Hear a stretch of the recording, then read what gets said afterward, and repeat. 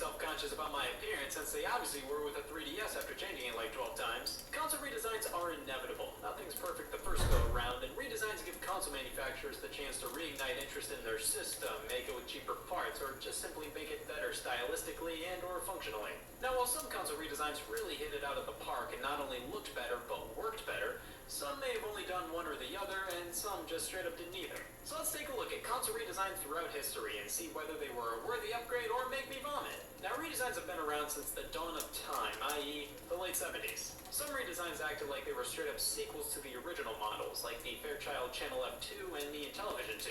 These being solid upgrades to the originals, albeit with the Intellivision 2 being made much cheaper. The Atari 2600 got a few facelifts, most famously being the Atari 2600 Junior, released in 1986. It wasn't officially subtitled the Junior, and for good reasons. That name reeks of, I'm not buying that, I'm too old for it. It was simply a redesigned 2600 released at a budget price to lure all those value seekers out there. There were a few other variants of the console released, one with some switches rearranged, and one with an all-black finish, nicknamed the Darth Vader model. Now, all these redesigns looked fine, but in my opinion, it ain't an Atari without the wood grain finish. Redesigns start to get a bit more interesting with the NES. The original model is quite the chubby piece of shit, if I do say so myself. Yes, this is one of the most iconic-looking video game systems ever released, but it's a meaty little guy and is crazy prone to hardware failures. I'll bet that if you own the original NES right now, it either has some problems, doesn't work, or has been refurbished or fixed at some point. After the Super Nintendo hit the scene, Nintendo put out a redesigned NES, positioning it as a budget gaming system.